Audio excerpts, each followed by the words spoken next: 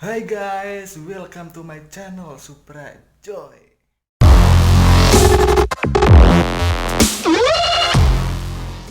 Di videoku kali ini aku akan membagi pengalaman gua tentang masalah ujian bahasa Korea, gengs. Mungkin kalian yang belum tahu, kalian pikir mungkin kalau mengikuti sekolah atau belajar bahasa Korea kalian pasti lulus, guys. Tapi itu semuanya salah, gengs. Gua jelasin dari awal, gengs. Sebelum kita masuk ke kelas bahasa Korea atau LPK, kita harus yang mengalami apa namanya itu medical check up, guys.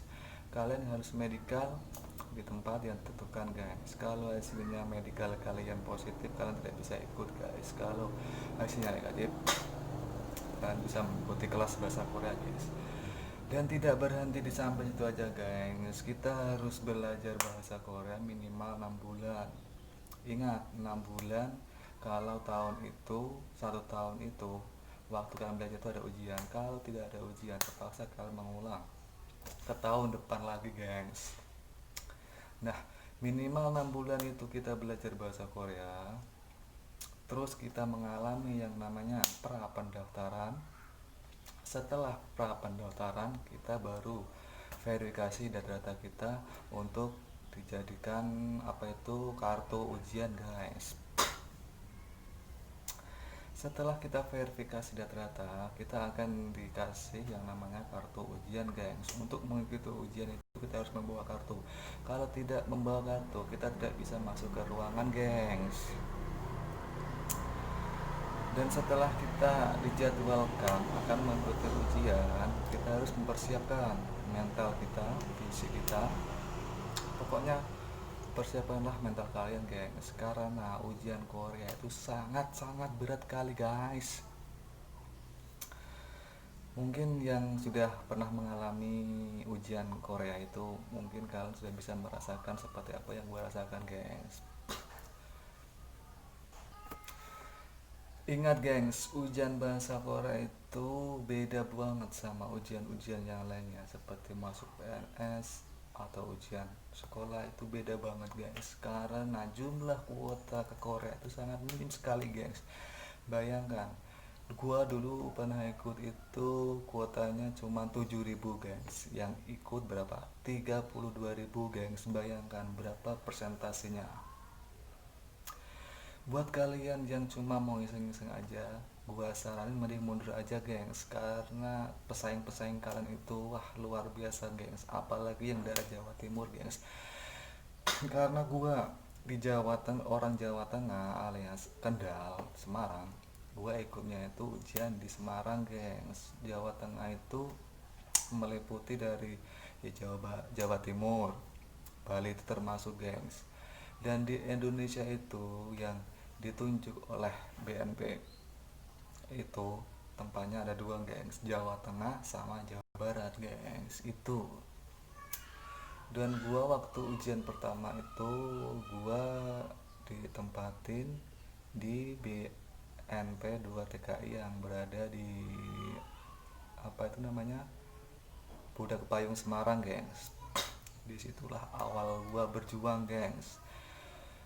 Wah, tempatnya sungguh keramat sekali, gengs. Kalian bakal gemeter banget setelah masuk ke ruangan itu, gengs.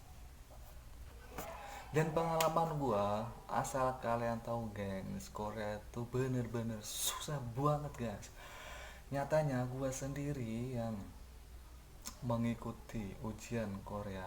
Gua kasih tahu, gengs, gua ikut awal mula gua ikut belajar bahasa Korea itu 2016, guys. Bayangkan. 2016 sampai saat ini 2020, gengs. Berapa tahun gua belajar bahasa Korea, gengs. Dan waktu itu di 2016 awal gua mengikuti pelajaran bahasa Korea, gengs. Di tahun itu nggak ada ujian, gengs. Terpaksa diundur tahun 2017, gengs. Dan gua belajar lagi, gengs. Dan akhirnya di 2017 itu ada ujian bahasa Korea, gengs. Dan itu pun awal gua mengikutinya itu masih kertas, guys, alias PBT, bukan seperti saat ini yang sudah memakai komputer, gengs. Gua mengikuti ujian bahasa Korea pertama 2017 waktu PBT. Wah, soalnya susah banget geng. Sampai saat ini aja gua kalau main soal itu gua belum tahu jawabannya geng sampai sekarang geng. Dan singkat ceritanya geng, gua 2017 itu gagal gengs. Pengalaman gua waktu itu ya ngedrop, ya sedih, ya nggak tahu harus bagaimana lagi gengs. Gua terpukul banget waktu itu gengs. Gua nggak terima lah karena gua 2 tahun belajar, hasilnya kok gagal kayak gini gengs. Tapi waktu itu sih gua sempat ya mau mundur lah dari ujian bahasa itu gengs. Dan di suatu malam gua itu merenung gengs, kalau gua mundur gua berarti buang-buang waktu, buang-buang tenaga, buang-buang pikiran selama 2 tahun gengs. Dan akhirnya aku memutuskan untuk mengikuti ujian lagi di 2018 gengs. Gua buang pikiran-pikiran buruk itu di tahun 2017, gue ikut lagi di tahun 2018 gengs. Di 2018 itu ujiannya itu sudah menggunakan CBT alias pakai komputer gengs, tidak memakai kertas lagi gengs. Di CBT itu lebih menakutkan sekali gengs, karena kita mengerjakannya itu di laptop dan hasilnya pun langsung bisa diketahui di hari itu juga gengs. Beda sama PBT yang kertas itu kita harus menunggu kira-kira itu hasilnya keluar itu ya 3 mingguan gengs, baru kita mengetahui kita dapat nilai berapa. Tapi kalau CBT setelah kita mengerjakan soal-soal itu kita langsung bisa klik hasil nilai kita gengs. Dan singkat cerita gua di 2018 itu gengs gua gagal lagi gengs. Wah, bayangkan gengs kalau kalian jadi gua, bagaimana perasaan kalian semua gengs. Mungkin itu sudah bertanda gengs. Awalnya itu gua kan dapat tanggal berapa itu ya, gua lupa. Gua suruh anterin teman gua untuk ke tempat pelaksanaan ujian itu gengs. Tapi gengs di itu ada kendala yang mungkin itu menjadi pertanda kalau gua tidak lulus kali ini gengs. Waktu ditanjakan Gombel itu motor teman saya itu mogok gengs. Bayangkan gengs, tanjakan Gombel Semarang itu kan tinggi banget gengs. Gua dorong dari bawah sampai atas gengs, bayangkan. Tapi teman gua gini, teman gua pesan ojek online, gua berangkat dulu, teman gua di bengkel. Setelah teman gua selesai nyervis motornya itu, teman gua nyusul ke tempat ujian gengs. Itu ceritanya gengs. Itu sudah pertanda. Gua pun masuknya aja telat gengs. Seharusnya kan masuk jam 9, ujiannya kan jam 10. Kita 1 jam itu prepare di ruangan itu untuk itu diberi bimbingan cara-cara mengerjakannya, cara-cara membuka nilainya juga gengs. Dan waktu itu gua terlambat gengs. Gua masuk itu jam 9 lebih 10 menit gengs. Wah, gua malu gengs. Soalnya yang jaga itu, asal kalian tahu, bukan orang Indonesia. Orang Indonesia cuma 1 gengs, tapi orang Koreanya 2.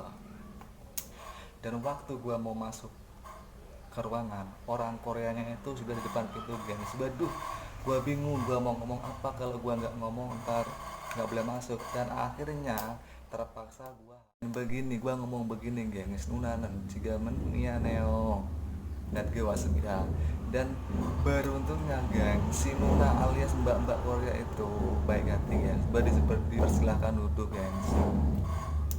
Dan itu pun gua sudah, ya baju gua itu sudah basah kuyup ya. Sekarang dorong motor dari bawah sampai ke atas. Tanjakan Gombel kan apa itu tinggi banget gengs. Ya gimana lagi gengs, karena ada insiden. Dan itu hasilnya boom, aku gagal lagi gengs. Wah, perasaannya ya gimana ya, gua ngedrop lagi perjuangan gua selama 3 tahun gengs. Bayangkan 3 tahun 2018 itu gue gagal lagi, Bang. Gue sempat berpikir untuk berhenti lagi, gengs. Gue nggak mau mengikuti ujian lagi, gengs. Tapi karena support teman-teman yang udah berangkat di sana, gue termotivasi untuk mengikuti ujian tahun berikutnya, geng. Dan 2019 gue ikut lagi, gengs. Bodoh amat, yang penting gue sudah berusaha, gue sudah tunjukin ke orang tua gue kalau niat gue itu sudah bulat, gengs. Gue gak ambil pusing tentang gimana orang-orang berpikir, gengs. Orang-orang itu mungkin berpikir, kamu kok sekolah terus 2016, bayangkan kok nggak berangkat-berangkat sedangkan teman kamu aja udah di Korea. Tapi gue masa bodoh, gengs. Gue nggak ambil pusing lah istilahnya. Dan gue semakin termotivasi untuk semakin giat, semakin kuat lagi belajar bahasa Korea, gengs. Gue itu 2016 ikut, ya kan ya. Gue itu masih bekerja di pabrik dan gue memutuskan untuk resign, gengs. Hitung aja, gengs, 2016 akhir, 17 sampai 18 pertengahan gue itu nganggur, gengs. Dan di 2019 ini gue tidak mau ambil resiko, gengs. Akhirnya gue memutuskan untuk bekerja lagi di pabrik yang dulu, gengs. Bayangkan, gengs, sangat berat banget, gengs. Coba kalian bayangkan, di siang hari aku bekerja dan di malam hari aku ikut belajar bahasa Korea, gengs. Kalau kalian sih mungkin ya maaf katamu kan kalian gak bakalan kuat, gengs, karena siang hari gua sudah bekerja dan otomatis kan tenaga gua sudah terforsir untuk bekerja, gengs. Apalagi malamnya gua mengikuti belajar bahasa Korea, gengs. Dan pulangnya pun itu jam 12 malam, gengs. Bayangkan tidur berapa jam gua pada saat itu. Tapi gua jalanin dengan ikhlas karena itu ya cita-cita gua, gengs. Ya resiko lah gua tanggung, gengs.